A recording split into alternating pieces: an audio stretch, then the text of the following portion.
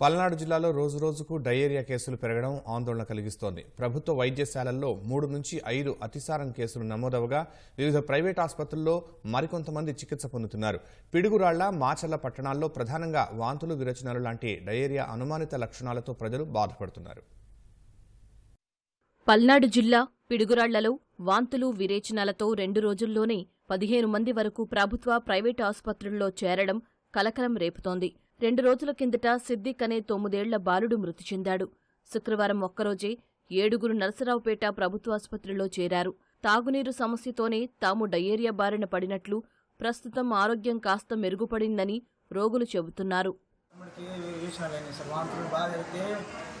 Government hospitals sir, వేరే government hospitals పోతే నర్సరావుపేట చేసి చూపించేసారి వచ్చి 4 రోజులు బాగానే పర్లేదు సార్. మారుతున్నారు సార్ పిడిగాళ్ళు. ఈరోజు వాంతులు అయితే నర్సరావుపేట హాస్పిటల్ 2 రోజులు వచ్చింది. వాంతింగ్ వచ్చింది కారవాదన కాలు చేసి మొత్తం పట్టుకొచ్చింది. అవసరం అందులో గ్యారెంటీ రకం అవ్వలేదు పోయాను. గవర్నమెంట్ హాస్పిటల్ చేద్దాం 7 పిడుగురాళ్లలో డయేరియా ప్రబలడంతో వైద్యాధికారులు, మున్సిపల్ సిబ్బంది అప్రమత్తమయ్యారు.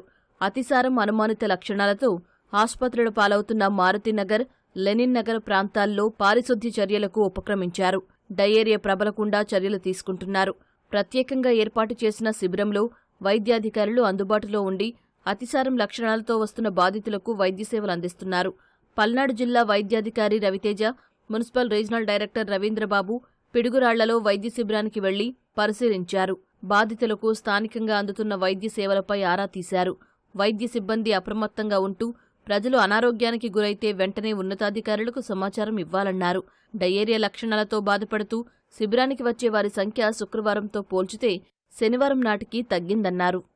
మనకి మారుతినగర్ అండ్ లెనిన్ నగర్ ఏరియాలో డయేరియా కేసెస్, అదే అతిసార వ్యాధి కేసులు ఎక్కువ వస్తున్నాయి గత 3 రోజులుగా.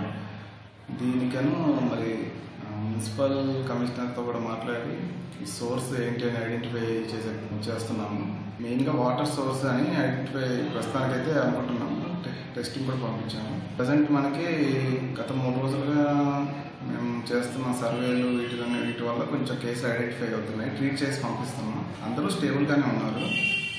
24/7 యూపీహెచ్సి రన్ చేస్తున్నాము. ప్లస్ 2 శిబిరాలు పెట్టాము ఎక్కడైతే కేసులు ఎక్కువ వస్తున్నాయో. కావున ప్రజలు కూడా ఏమన్నా వస్తే నైట్ వచ్చినా కానీ వెంటనే ఎటు వెళ్లకుండా, ప్రైవేట్ హాస్పిటల్స్ వెళ్లకుండా ఇక్కడ శిబిరాలని, ఇక్కడ మన పిహెచ్సి ఉన్న సదుపాయాలని ఉపయోగించుకోవాలని కోరుతున్నాను. ఏ నీరైనా సరే, మీరు ఆర్ఓ ప్లాంట్ అయినా కానివ్వండి, ఈ మున్సిపల్ వాటర్ అయినా కానివ్వండి, ట్యాప్ వాటర్ అయినా కానివ్వండి, ఏ నీరైనా సరే బాగా కాచి మరిగిన నీరుని చల్లార్చి తాగడం ఉత్తమం.